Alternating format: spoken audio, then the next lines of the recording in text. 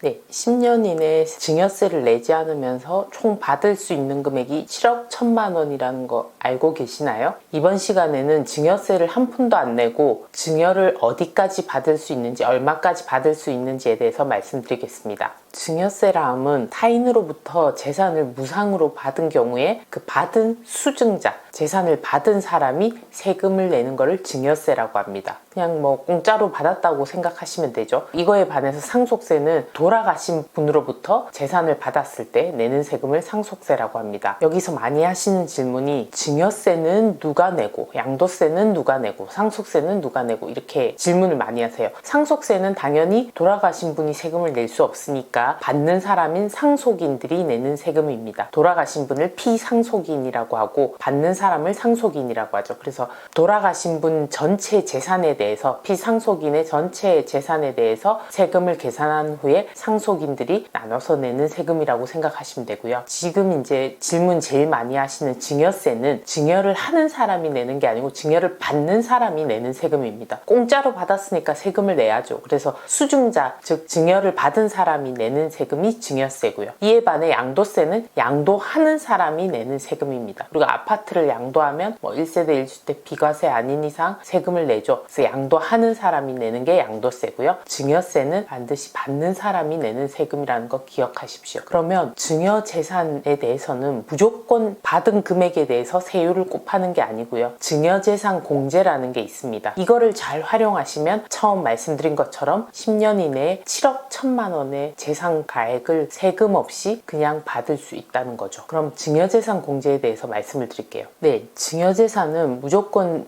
재산가액에 대해서 세금을 곱하는 게 아니고요. 증여재산 공제라는 것을 해주는데요. 배우자로부터 받으면 6억, 직계 좀비속으로부터 받으면 5천만 원. 물론 수증자가 미성년자일 때는 2천만 원입니다. 그리고 기타 친족, 즉 6촌 이내의 혈족, 4촌 이내의 인척에 대해서는 1천만 원에 대해서 증여재산 공제를 해주고 있습니다. 이 배우자 6억, 직계 좀비속 5천, 미성년자일 때는 2천, 6촌 이내의 혈족, 4촌 이내의 인척에 대해서는 1천만 원. 이거는 10년 동안 공제받을 수 있는 증여재산 공제 가액입니다. 그러니까 내가 매년 부모님한테 5천만 원씩 받는다고 했을 때 5천만 원이 다 공제되는 게 아니고요. 10년 안에서 5천을 공제해 주니까 내가 1년에 5천만 원씩 10년 동안 받았다. 그러면 5천만 원 곱하기 10년 하면 5억이죠. 그럼 5억에 대해서 5천만 원만 공제해 준다는 뜻입니다. 10년에 5천만 원. 그래서 자녀에게 증여를 하고자 하는 경우에는 10년에 한 번씩 5천만 원씩 증여세 없이 재산을 넘길 수가 있습니다. 그래서 자녀에게 증여세를 물리지 않고 10년 동안 넘길 수 있는 금액이 5천이라고 볼 수 있습니다. 그럼 어릴 때부터 10년에 5천만 원씩, 물론 미성년자일 때는 2천만 원씩 이렇게 증여가 가능한 거죠. 여기서 직계 존속이라고 했는데, 직계 존속이면 할머니, 할아버지, 외할아버지, 외할머니, 뭐 중조할아버지 뭐 다 있죠. 부모님 다 합쳐서 직계 존속이죠. 내 위쪽 세대. 근데 이것을 간혹 가다가 할머니로부터 5천만 원, 어머니로부터 5천만 원, 아버지로부터 5천만 원, 10년의 한도가 각각 있다고 잘못 알고 계시는 분들이 있는데요. 증여세는 수증자별로 증여재산 공제해 줍니다. 수증자가 받는 사람을 말하는 거죠. 내가 증여재산을 받게 되면 내 입장에서 직계 존속으로부터 받을 수 있는 공제가 10년에 5천만 원이다. 즉 직계 존속 모두 합쳐서 5천만 원이라는 뜻입니다. 수증자 입장에서 생각해야 된다는 거 반드시 기억하십시오.